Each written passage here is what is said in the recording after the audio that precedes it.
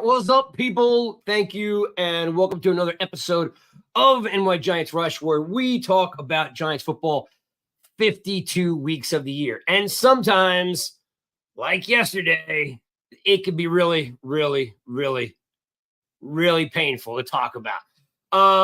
The Giants lose to the Saints in New Orleans. Very lackluster approach to yesterday's game. They lose 24-6 in style down there in the Bayou. A lot of things to chat with or chat up about. I see you guys piling in the room. Thanks for hanging out. Good to see you guys there. What's happening, Cold? Yeah, man, always got to have opening sound effects. Cold, always got to start the show up with a bang. We consistently wanted to, let everybody know, hey, we're Giants Rush. We're here every week.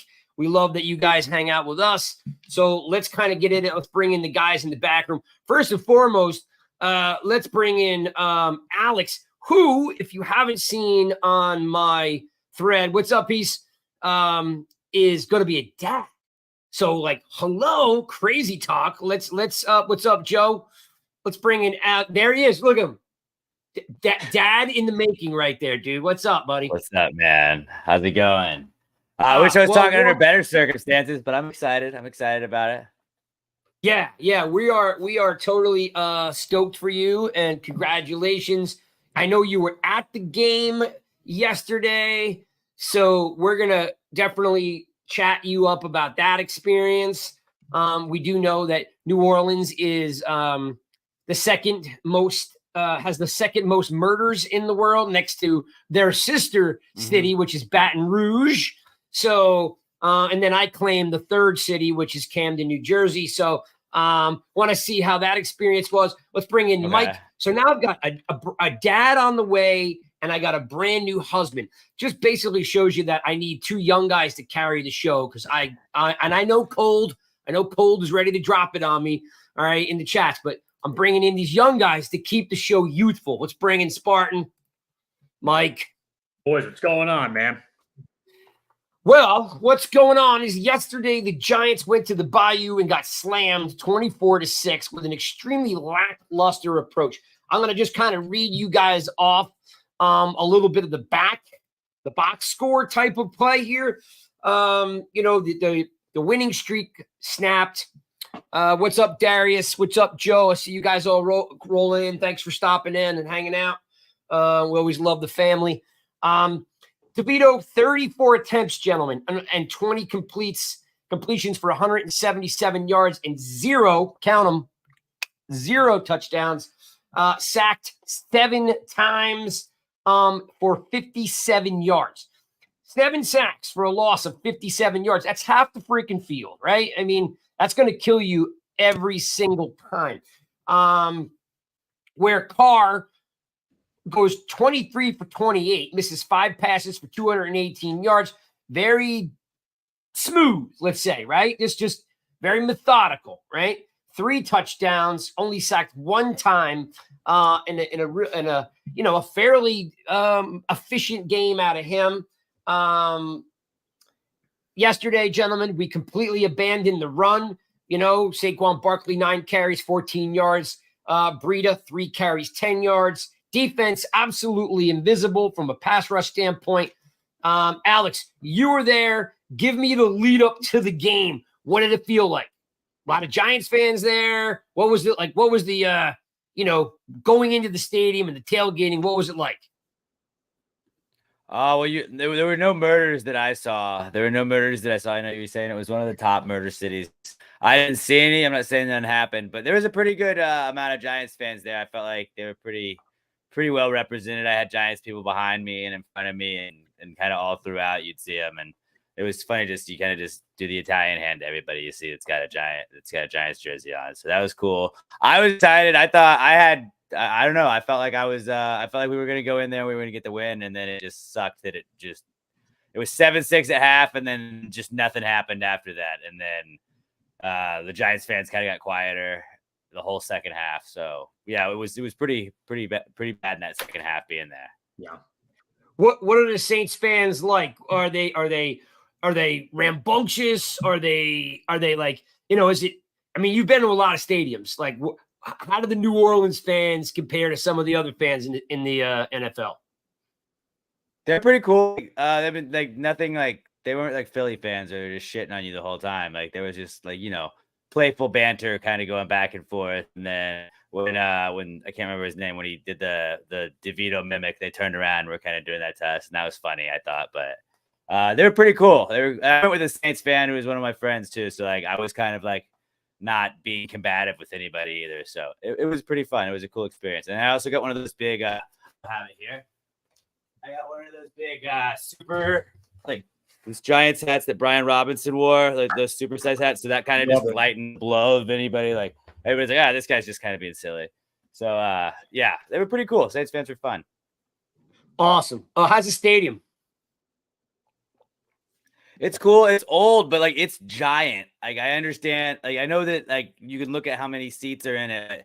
It feels massive when you go inside. Yeah. I mean, in Houston we have NRG Stadium. At MetLife, it feels like a stadium, but it just feels like a city when you go in there. Really? Yeah. All right. And then the tunnels are underground feeling. It's weird. The tunnels seem super unsafe. I feel like a lot of bad stuff could happen in those tunnels. And probably do, my friend. And they probably does. do. Probably does. Yeah. Spartan. So, even you had a great tweet, like the Giants are going to win. And that was like the tweet, like you stamped it. So let's just talk about is what you're saying now. I jinxed that thing into existence. I should have called you out as soon as I tweeted that. Like, listen, man, the Giants are not winning today. I jinxed it. I do this all the time. I get a little ahead of myself. With the Cowboys game this past year, and now I did you in for the Saints game. So I will make sure I control myself next time. I appreciate that, and I appreciate you reeling yourself back in. Right? It's always good to be able to. Sometimes you got to pull yourself back in. I appreciate that, but give me some analysis here. Like, the offense was dreadful, and I just need to know this: in what order? Game plan / play calling, DeVito offensive line. Give me the 1, 2, 3.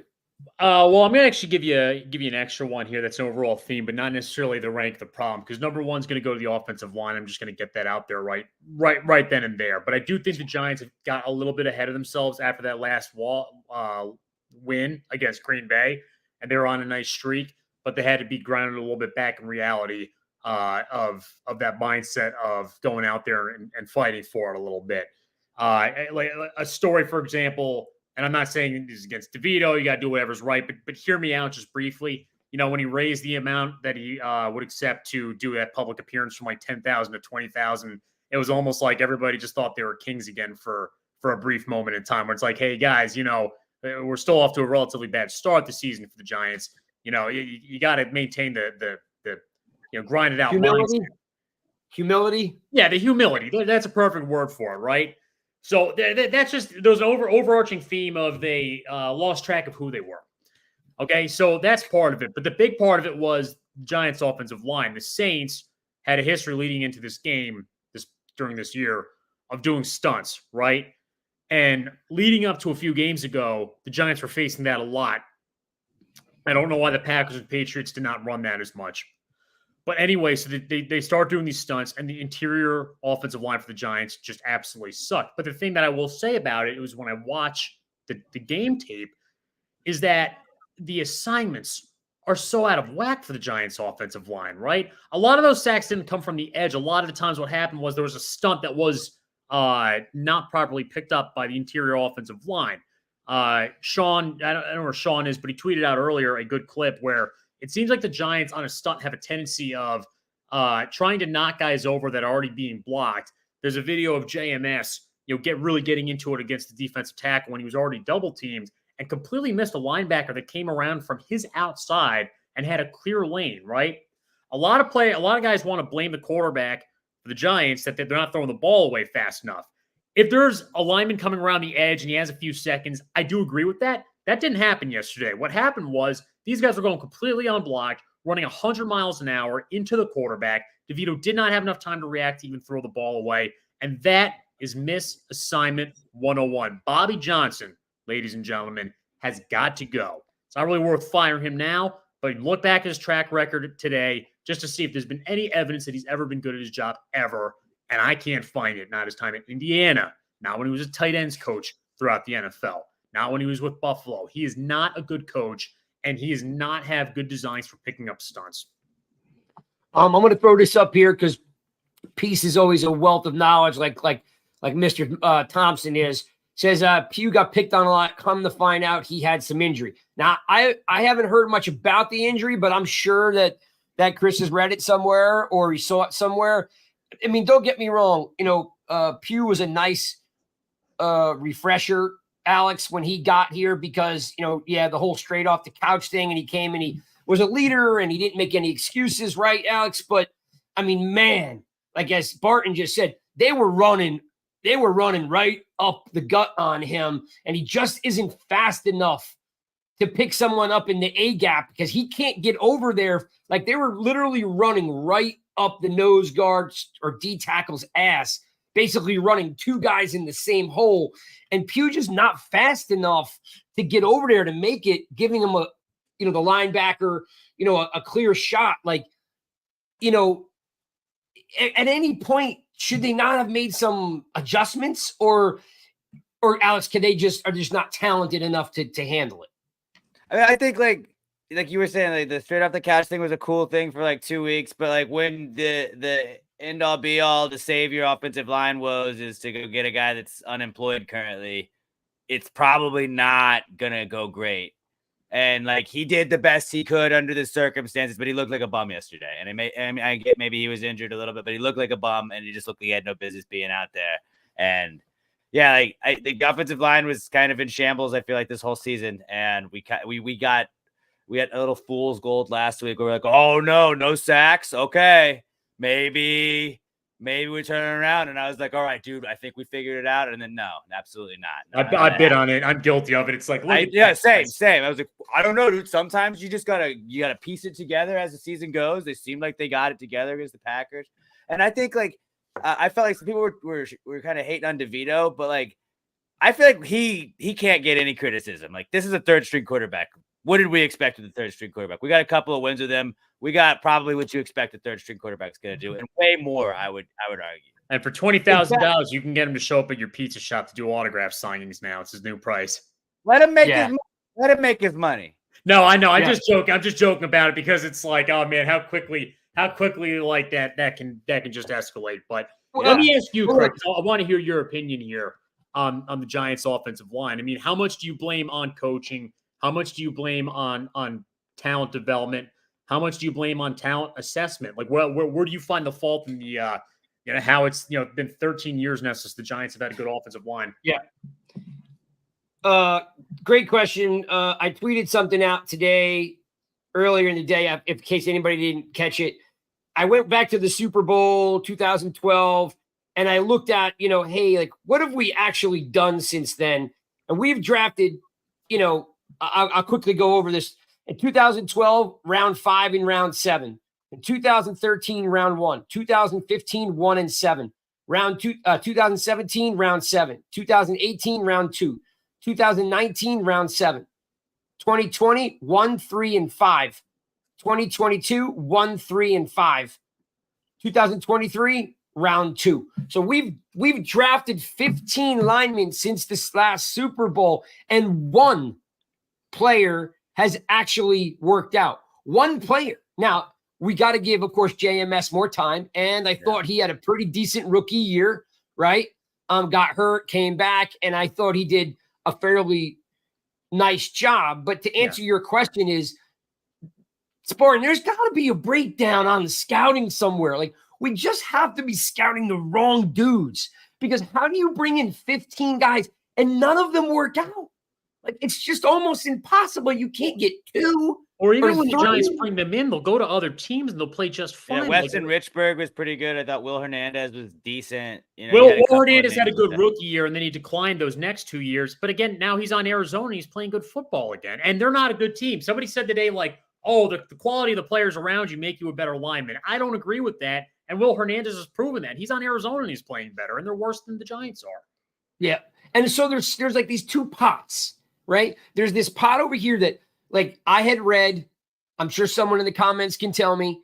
I don't know if this is true. I don't want anyone to think that I know this is true. But I thought I had read somewhere that the scouts were not brought in by Shane, that they were like a Giants, hired. Those guys were Giant employees and they were still there. And Shane did not have his own scouting department. Now, I don't remember if that's true. I thought I read that somewhere. And whether that's true or not is there has to be something that they're not scouting the right talent, or the benchmarks for what they're looking for is not adequate and up to speed with an NFL lineman. Because we're bringing in guys, I just read 1, 2, 3, 4 first-round picks, 2 second-round picks, 2 third-round picks, and 1, 2, 3 fifth-round picks. These guys don't make it. So we're bringing these guys in and they don't make it. And majority of them don't make it anywhere else either. Yes, we have a Will Hernandez, but Bobby Hart's and the Flowers of the world, they don't make it anywhere else. And then the second thing is like, as you both alluded to, is we can't pick up twists. As soon as a team twists, we are shut down, and it is an open field in front of them and a path to the quarterback uninhibited. I mean, just straight on. They're coming in at missile speed. Like, there's nothing that can be done. And there's nothing that can tell me. And there's a bunch of these guys in the all crushing Bobby Johnson in the chat.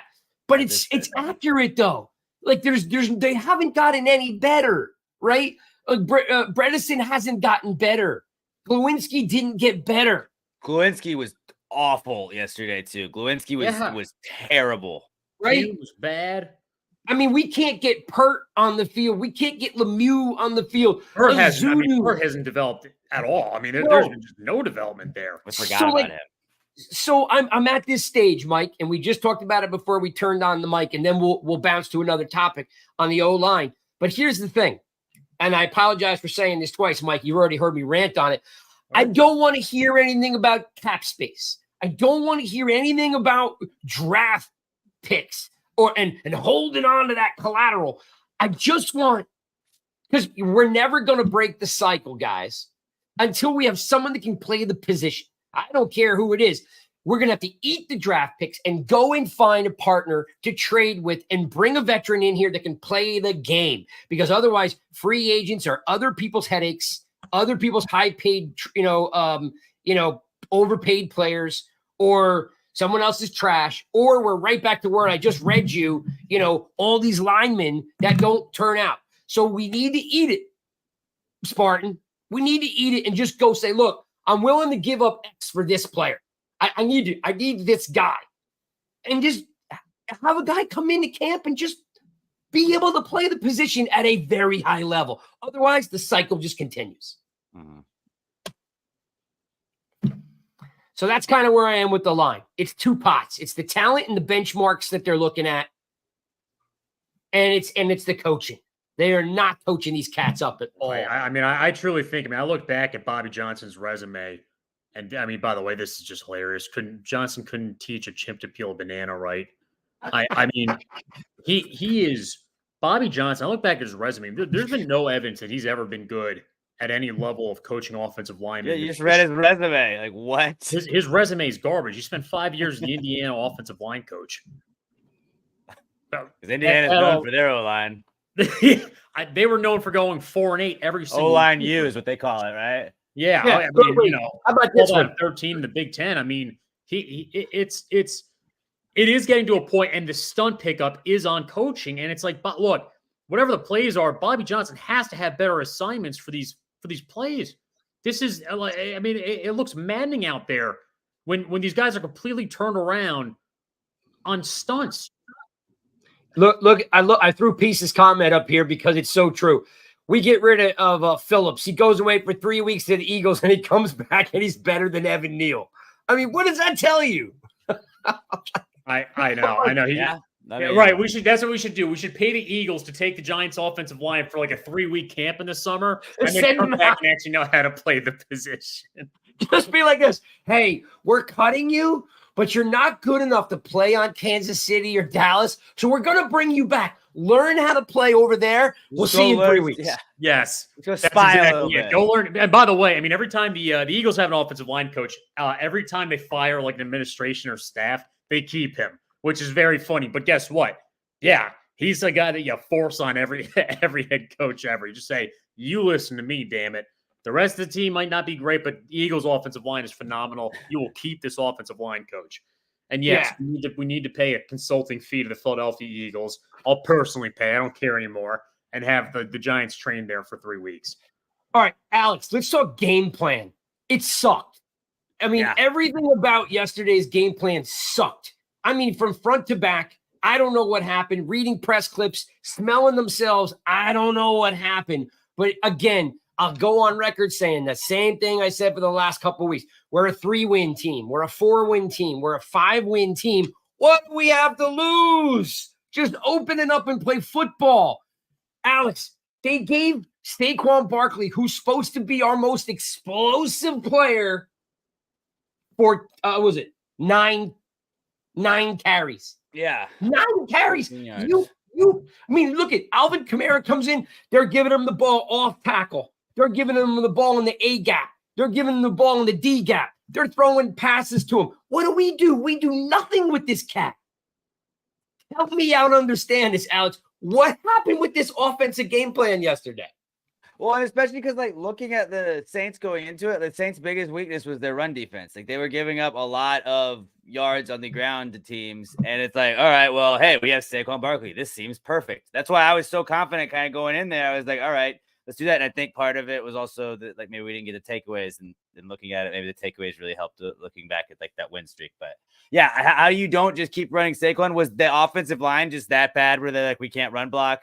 Even though we couldn't pass block either. So it's like, you might as well try and run block.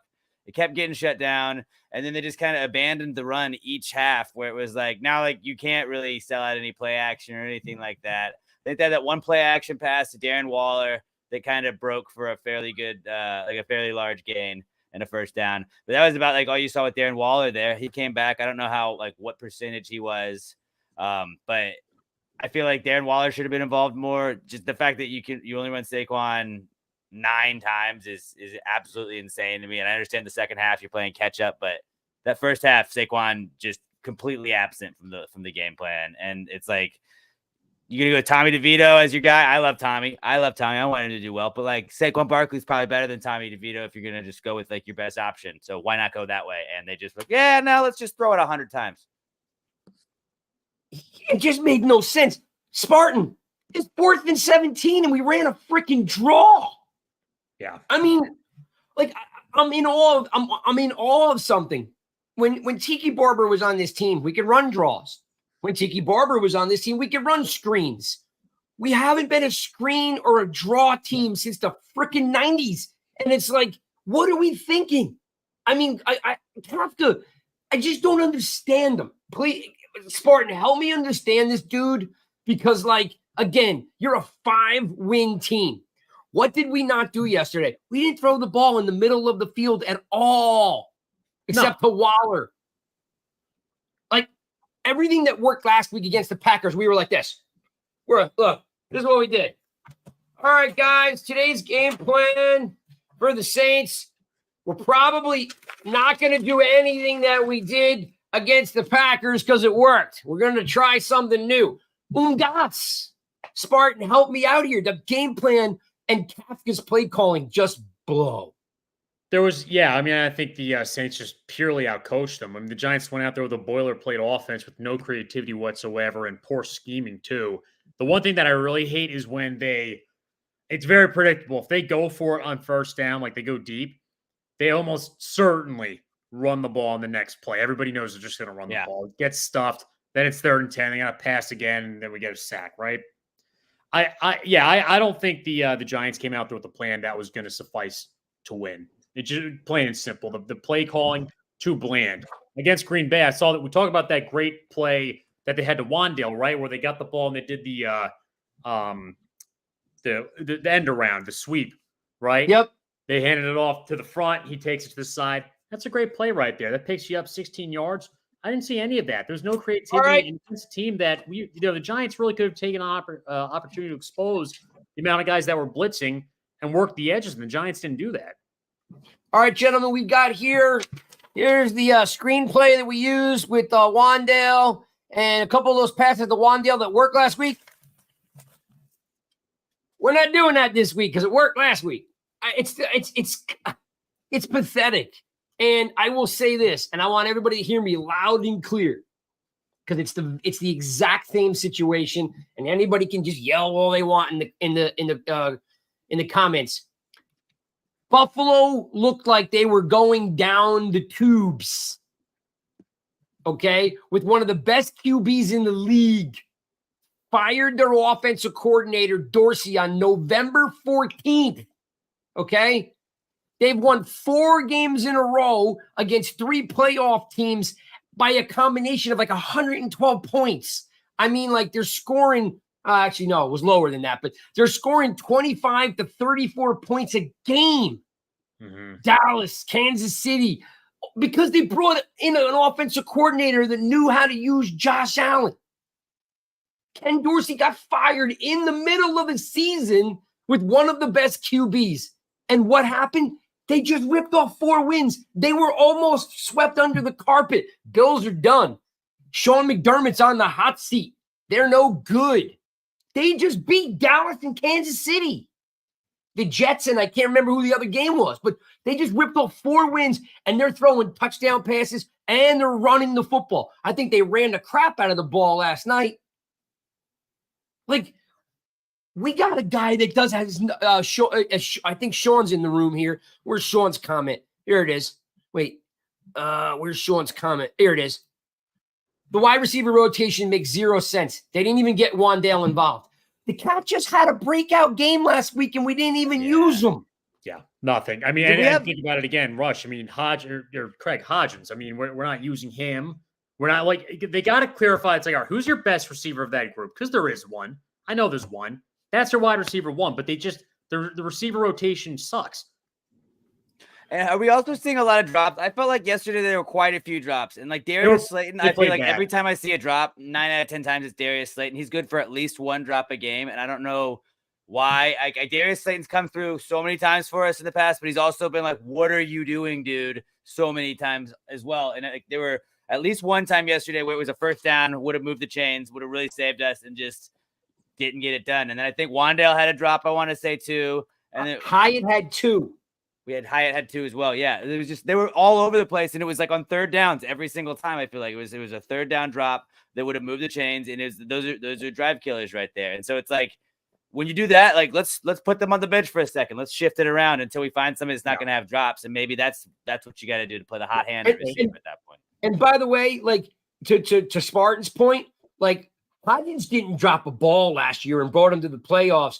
And then he gets like 12 to 15 snaps a game. He gets like 2-3 targets. Like he had one ball thrown at him yesterday where DeVito, like he was covered, blanketed, and DeVito tried to stuff it in there and it was on the wrong shoulder. If he had maybe thrown to the outside shoulder, he probably wouldn't have been able to grab it, but he threw inside shoulder, which is, again, it's not a knock on DeVito, but he's not a starting quarterback. He's not even a backup quarterback, right? Yeah. Right. So, like, and again, I know he's not fast and all this, but Hodgins got great hands.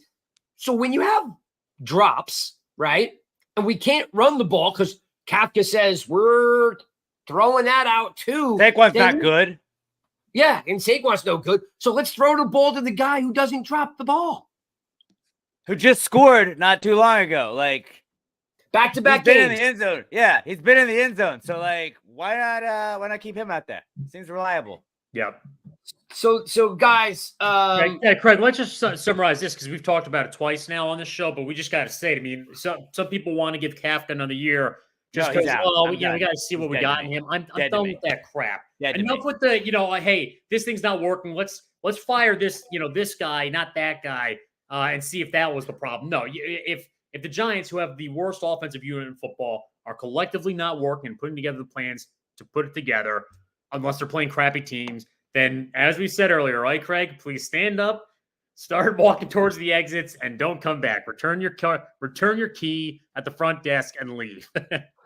Yeah. And listen, and I'll put a bow on it with this, especially you, Mike. You and I have both said it. He's gonna go be successful somewhere else, but here, right now, he's not doing it. Yeah, and this isn't his this isn't your sandbox mode either. This is the real deal. So if you're not getting it done with the Giants, you got to go. Sorry, you don't get multiple shots. Maybe he can be Joe Brady. Maybe he can be Joe Brady, and he'll get another chance, and then he can succeed there like that. But Dable. Brian Dable's another example. He failed at offensive coordinator's first time around. Yeah, and that's why I brought up the Ken Dorsey thing. Right, first time. Right, he sucks. Josh Allen looks human. Buffalo's going down the tubes. They get rid of him. The QB coach steps in, and next thing you know, they are throwing touchdowns. They are running the ball and winning games. Well, maybe they get Bobby Johnson to be the offensive coordinator. Why? Because he knows how to give up offensive plays. No. Will help us get the earliest draft pick possible, Craig. Again, let's wrap it with this one. If Bobby Johnson and Kafka gotta go. I don't care who gets the gig at this point. They gotta go. They just gotta go. Please stand up, turn around, and make your way to the exits. Yes. All right, let's get to the other side of the ball, because those cats, well, you're allowed to say, well, they were on the field for so long. Dude, I think Wink does a really good job, and I think somewhere during the week, every couple games, he has such a large brain fart that it's like everything comes out into a pail, and it's just not happening. And yesterday was the day. But yesterday is the day. Like there are days when you're watching the Giants get beat by 40, and you're like, what the hell's going on? Why is Kayvon Thibodeau Kayvon Thibodeau? He's got 12 freaking sacks. We're finally getting him going. So what do we do? No, drop him in coverage. He was too successful. I'm like, Greg, how about all the zone defense they ran yesterday too? After being successful with man coverage so consistently this season, then they were playing like 12 yards off, and it was just like every time some not even that good receiver was just taking them to clean. I had no idea who half their receivers were, man. No, killing me. I mean, killing me. I'm like, and that was they were doing the same play. It was like, was it the Jets we played or the Patriots where they were just running screen after screen after screen? It's like, we know what they're doing. Stop it. They're gonna run something inside and they're gonna just dink and dunk you to death until they get into the red zone. Like, that was 100%. Just watch that. Yeah, Alex, they threw the ball over the middle like every third down, and I'm like, hey, guess what? They've done it 17 times. They're going to do it an 18th time coming up. Try stopping it. I mean, the middle of the field was wide open. You could have ran a truck through it. And I'm like, maybe someone should look at the middle of the field. Saints fans were giving me shit because the Giants defense was making Derek Carr look good because they hate Derek Carr there. They were booing him when he was coming out. They didn't want him anymore. And it was like, he looked like a Pro Bowler. Last night or yesterday, he looked awesome because he was just tearing us apart. I don't know how you can not like Derek Carr. I mean, he's like, I don't know. Derek Carr seems like a good quarterback that, I don't know, maybe he's too religious. I don't know what his deal is, but like they shouldn't be hating on Derek Carr. That team's abysmal unless they play the Giants, right? I don't know. Yeah. P says I'm going to throw Peace's comment up here. I disagree with Byron Kafka. He has schemed wide receivers open all season, but the QBs have had problem finding him. I don't know, man. Again, if it's broken, it's 2 years in a row of having a lousy offense. We can't just say it's one thing and not the other. Yes, agreed. Here's Everybody my make thing. their way towards the exits in unison, not piecemealed.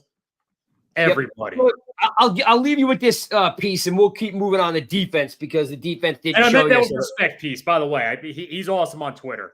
I sent. Oh no. Chris is great. Chris is great, man. He's one of the fam. He's great. Only thing I'll sell you this, Chris. Sell you. It's funny. Is right? like the New York Giants Rush T-shirt. Sell them, Craig. Hurry. Exactly.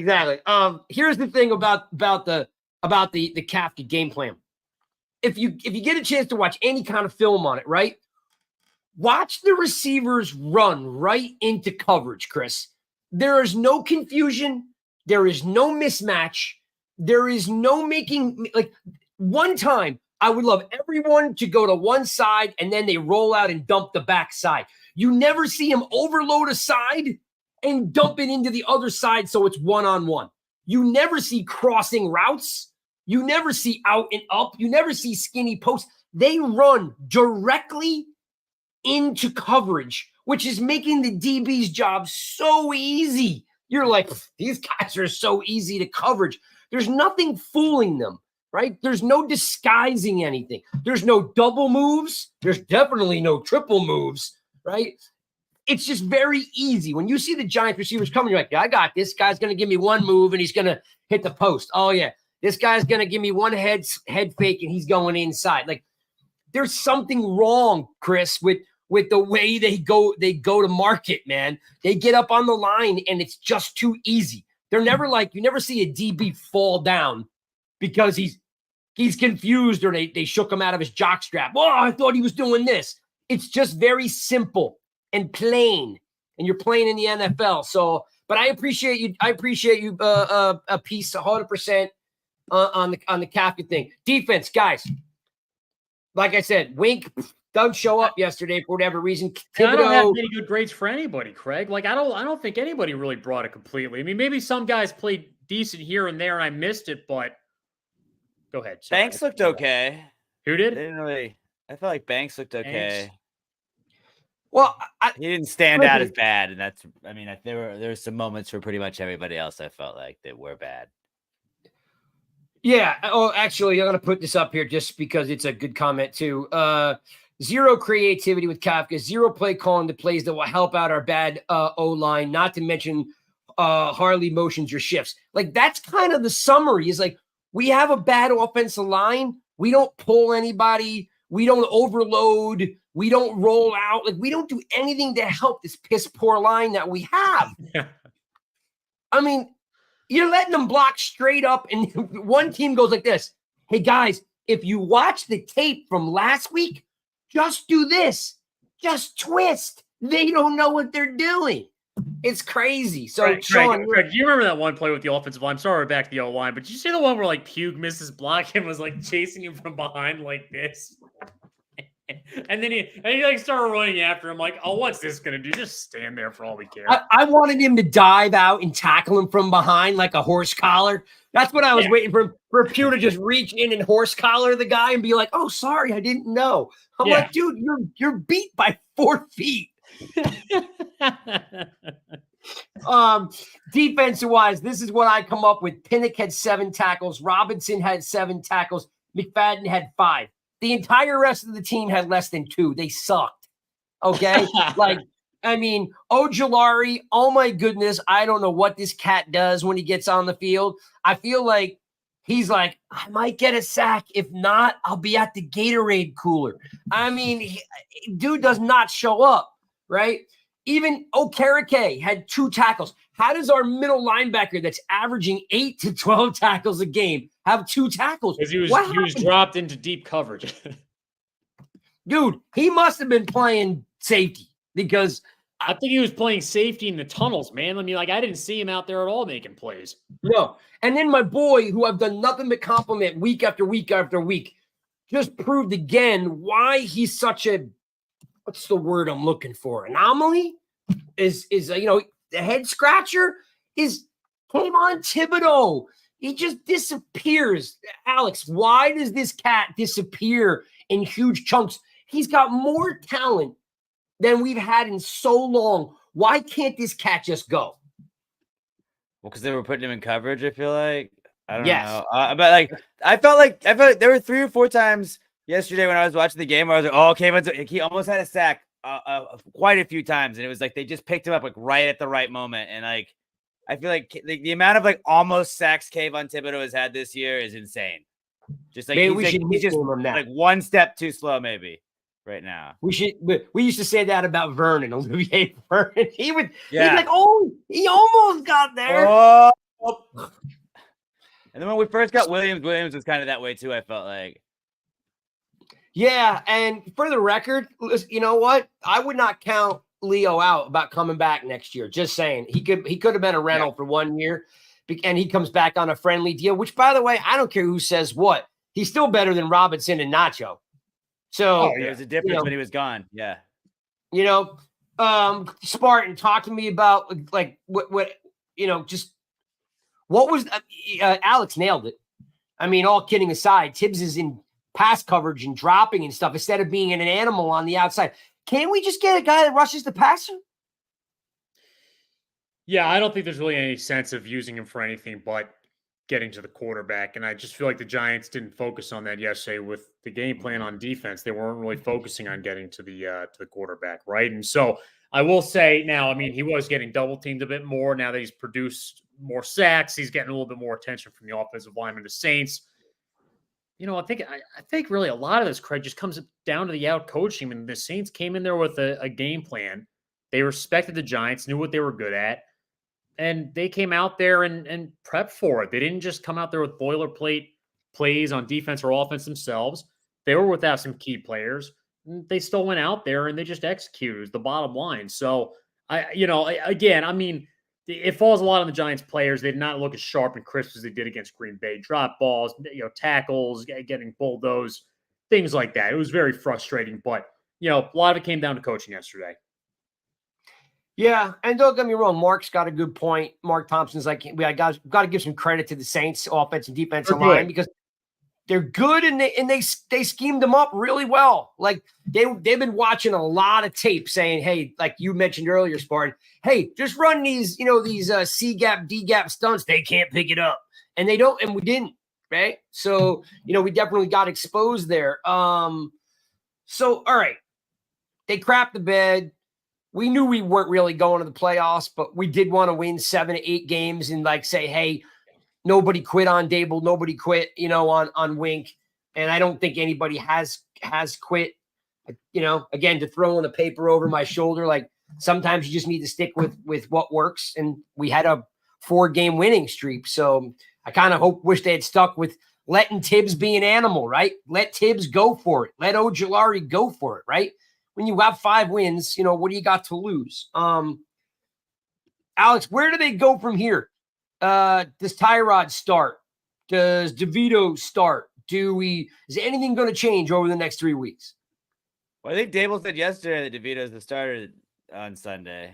So I feel like it's going to be DeVito. And honestly, like kind of the way that like people were saying when he named DeVito the starter 2 weeks ago, where it was like, you can't go back now. Like you can't just put Tyrod back in at this point. You got to see what you got with DeVito. Let him play it out. I liked he posted something today about you learn more in moments of adversity than you do when things are going well. And it's like, I kind of want to see him after a loss and see if he can bounce back and see what he can do here. And I mean, DeVito was missing some throws, but again, like when you get sacked 7 times, it's kind of hard to be like, it's all the quarterback's fault. And I don't think that we can put yesterday's loss on him. So I think you got to go with him and really just kind of like, let's see. Who do we have coming back next year? Let's put the rookies in there. Wandale, or put Jalen out there, put the young guys out there, put Wandale out there. Let's see what we can get the rest of the season. See what we can have positive going into next year. Because I feel like, is Paris Campbell, was that a 1-year deal we signed with him? Like he's probably gone. Yeah. He's not fitting in with this system. No. You got who's going to be around next year? Let's find out who's going to stay. And then we're going to have to make some changes. And I mean, obviously that's coming, so work out the young guys, get all the other people going. And then I think you got to keep DeVito starting there. I'm going to try to quote this for you, Spartan. DeVito's press conference, yesterday after the game was the offense needed more swagger in their play. And, kudos to the young man for stepping up to the plate, but you don't win with swagger. You need some swagger. I don't know if you necessarily win with swagger. So my question to you is like, is that him saying that they came out flat?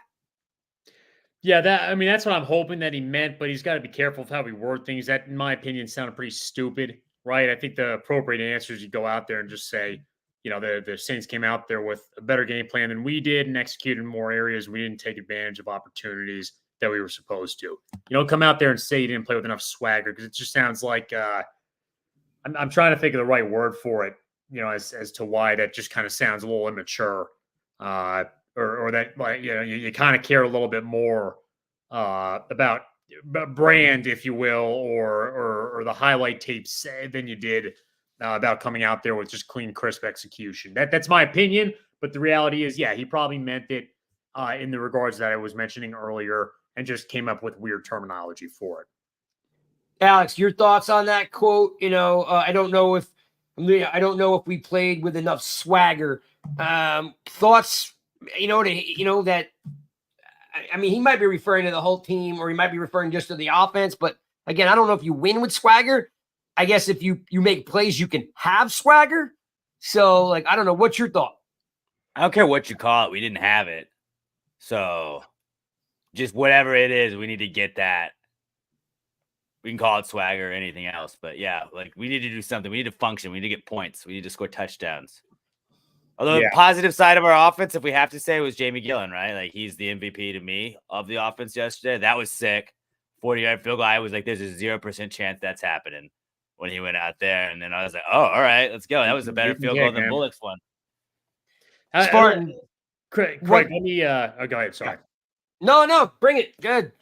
I just want to backtrack because you asked Alex on who should start from here on out between Tyrod and DeVito. Yeah. I think it should still be DeVito. The reason being is because Tyrod won't be on the team next year. And, DeVito has a very good chance to, right? I'm completely cool with him coming back on the Giants to be a backup for a longer period of time here. I said this in a tweet the other day, and don't know how you guys feel. I'm completely cool if he's like a Hostetler type. Hostetler was here for years as a Giants backup. I think it would be beneficial to have a quarterback that backs up the starter for longer periods of time, so that they're ingrained with the system, so that if they step up and go in there, then they're familiar with the system a little bit more so, right? We see a lot of times now, and I understand for cap reasons is the case, and a lot of times because the quarterback there's a lot of movement, there's a lot of shifting with the quarterbacks, right? But if a lot of these guys that are jobbers that end up being backups, nomad QBs, why don't you just stay with one team if they could, right? $1 a year, $2 million a year. That's what they're looking at. Why not? And he's in his hometown right now. So we just got to see if he can at least be that player. And even with yesterday's performance, the Giants still didn't have any turnovers yesterday necessarily. He didn't play great. He didn't play horrible. It just was like flatline offense as everybody else did. So I'm completely cool with him coming back, and I just want to keep him playing and get that repetition, get adjusted to the speed of the game. I thought he held the ball way too long yesterday. He did. I'm sorry. That's still a problem. Don't get me wrong whatsoever. That was an issue. Yeah. Like, I know that, like, Jones holds the ball too long. And then all of a sudden I'm like, DeVito was holding the ball too long, because he even pulled it down to run a couple times. Like if there's an RPO designed for DeVito, like, I'm cool with it. But I don't like him pulling the ball down.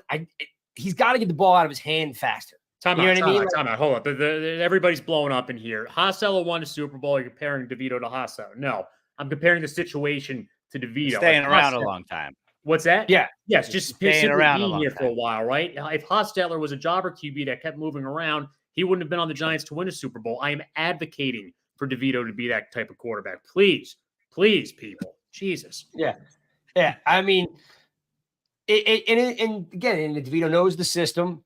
When we interviewed McFadden, he said he had a ton of swag in camp, so they all like him.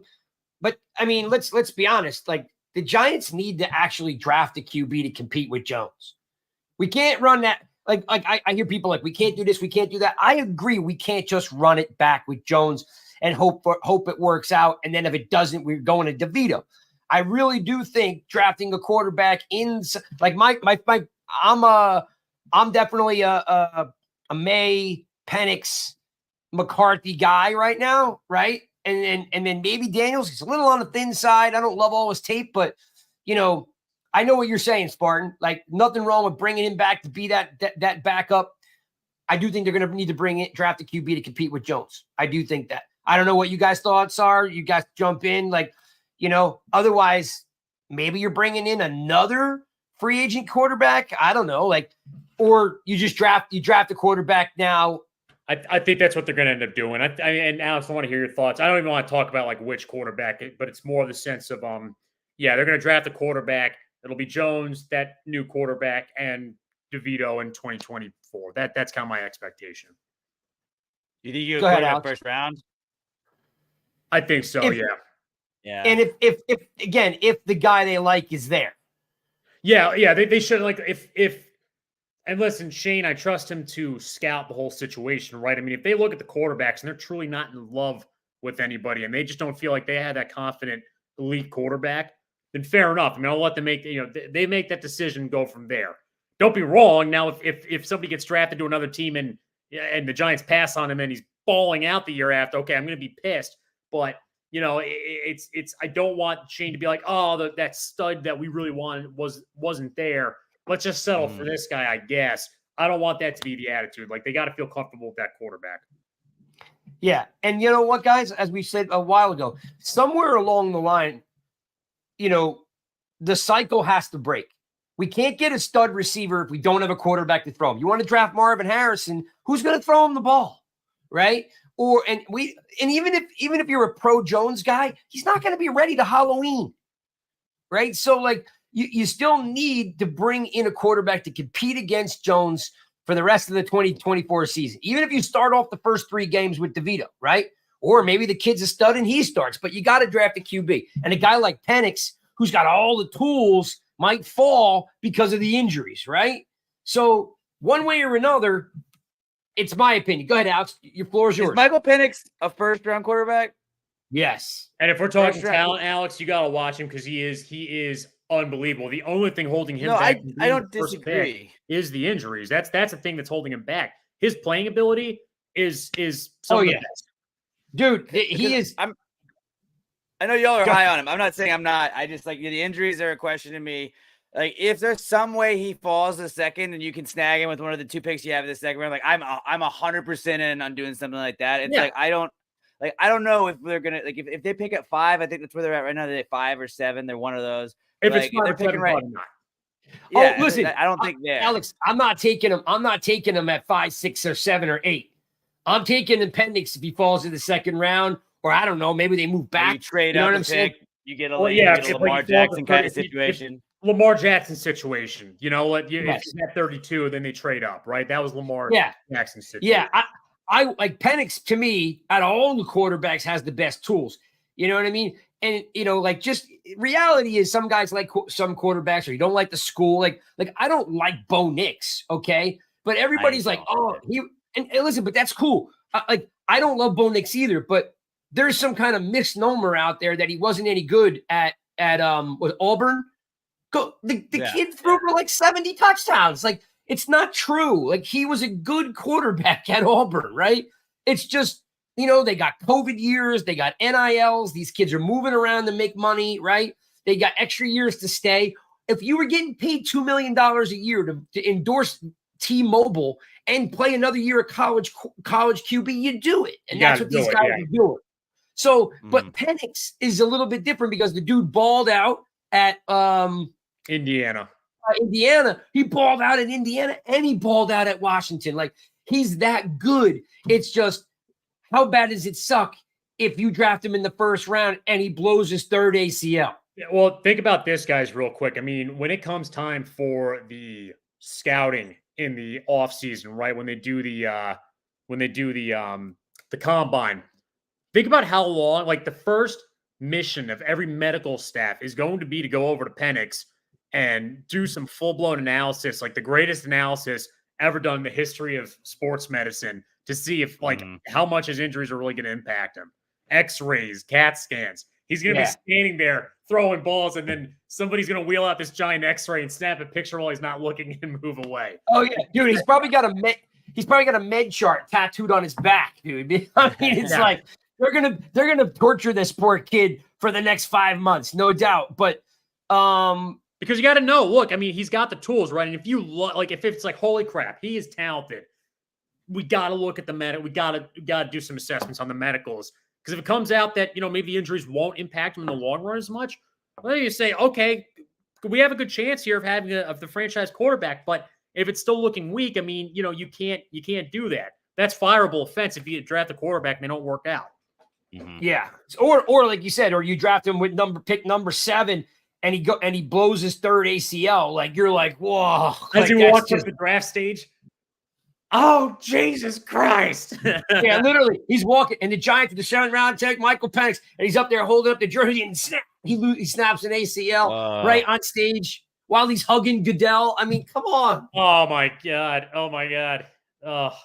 Would it be too late to do an Eli situation, like shut down the TVs and be like, call the Chargers and be like, hey, you guys want to run that trade back? Yeah. So, I mean, it's going to be an interesting offseason without a doubt. I tweeted out, guys, that the Giants are going to ruin my Christmas. I know we're all going to watch, right? TV off. I am not watching the Giants. I will check it out. I might you lying SOB. You were not. You were telling me. I want to be happy, Craig. I want to be happy. I want the Christmas spirit running through my. I want to be happy, Craig. Yeah, they're going to ruin everything. Yeah. All right. Here's the deal we're going to make. Neither one of you are going to watch the game. No.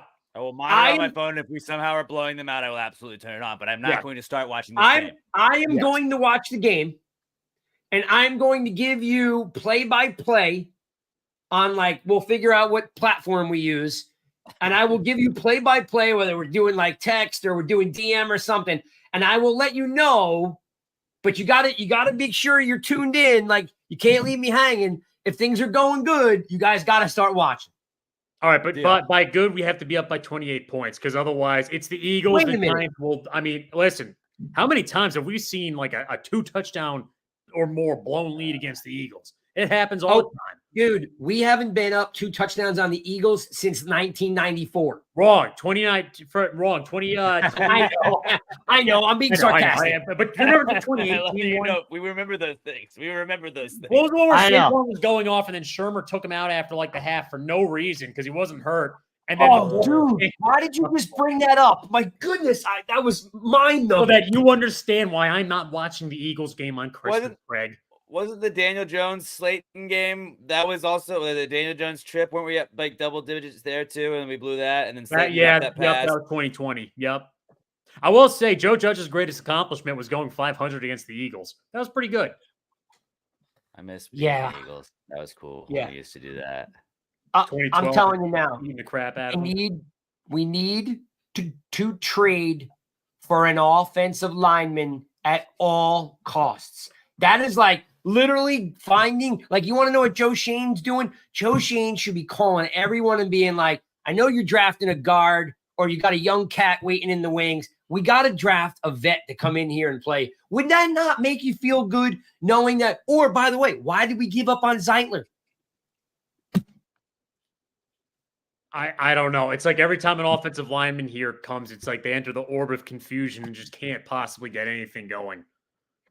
That was a SpongeBob reference. K-Mac, if the Giants draft Caleb Williams, I'm throwing myself off the roof. I'm just saying that now. There's no chance. No chance. Your roof isn't that high. Theoretically, you could still live, but then you're just going to be in great agony. I'm in a high-rise apartment in case you want to really. I'm flying to Chicago and I'm jumping off Spartan's roof.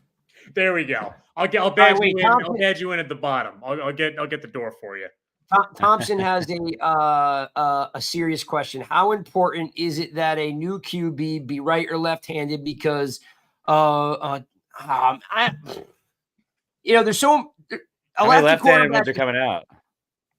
What's that? Penix is left-handed. Okay. There's so few lefty quarterbacks. I would have no idea how to answer that question, as in what makes the difference, Mark. It's a great question. That's one question. Here's my answer real quick on it, Mark. if the quarterback is just that damn good, draft the quarterback. Like they got to make that decision. They'll figure out the rest later. Yeah. But that's a question mark. If you don't do it, I'll do it tomorrow. Tweet that out, and then tag a bunch of QBs like Kurt Warner and Dan Orlovsky. We've interviewed both those guys, or I'll do it if you want. Just tweet those guys and see if they get back to you. Like, Orlovsky's pretty decent. You know what I mean? If you give him a good thread, he'll jump in and mix it up with you a little bit. Even Kurt Warner's actually pretty good at it. We didn't really mix it up with him much after we interviewed him, but he'll do the same stuff. Yeah. Yeah. I mean, I don't really have many connections to any QBs, just those two guys. But Mark, let me know. Just DM me if you want. I'll do it. You do it. But I'm sure somebody, if you tag a couple QBs, maybe Chris Sims, I don't know if Phil would, but maybe Chris Sims, he sometimes, will get some good threads on Twitter.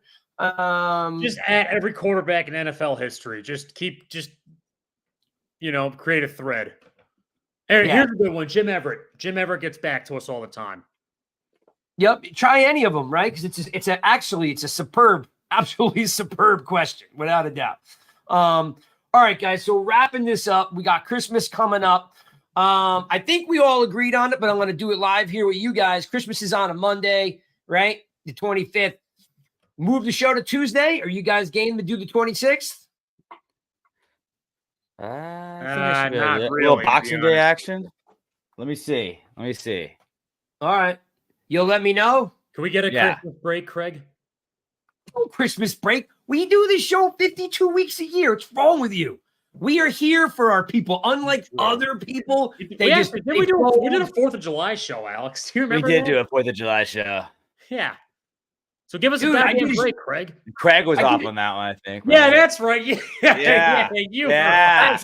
Thanks, Alex. Making the youngins work the holidays. I see how it is. Yeah, Craig's going to watch the Eagles obliterate the Giants and then make us do a podcast about it the next day. We're just saying we're not watching it. Well, if they win, I will absolutely. If we beat the Eagles, I will 100% will be down to do the pod. I will be here on Tuesday. If we beat the Eagles, where I am, where I am, jump off the roof of this building. I just want you to know, how much I love Cole, but God, he's killing me. You see that comment? That comment in this room? That's just wrong, dude. That's just wrong. That's not even worth. That's not worth. No, I'm not even putting that on a screen, Cole. I'm not even putting that on the screen. That's so bad. That's terrible. Jesus, listen. I know. I'm like, oh, Cole. I thought we were boys. What do you call? We did do a show. I did a show from North Carolina when I went to the Outer Banks. Like, we always do the show. We just got to move it a day. You guys got to let me know. I'll talk to Chris. Craig needs some sensitivity training. I know. Man, the comment section's going off right now. I love it. Hey, Mac, you know how sensitive they are. They cry at everything. They're all whiny and they're all soft. These days. Yeah, us old folks. All right. I will say this, being down here in the Philadelphia market, there is a ton of conversation going on about literally since the Eagles have been kind of reeling a little bit that they're basically they can't afford to get anybody hurt. So the chatter is basically the last 3 weeks of the season, they are literally kicking guys back. All right. Where there's not going to be a lot of starters over the last 3 weeks. I don't know what that means for either one of the Giants games, right? So there's that. Secondly, it's probably too late, but like a Rush store is open. You're probably never going to get it. Well, actually, I should say no way. There's no way you're going to get anything on time right now, but make sure you definitely check out the store. He's making Alex work as a delivery driver, everybody. So Alex is driving around the coast. Beep, beep, beep, boop. Wednesday, we got a preview show coming up. I don't know who's hosting that yet.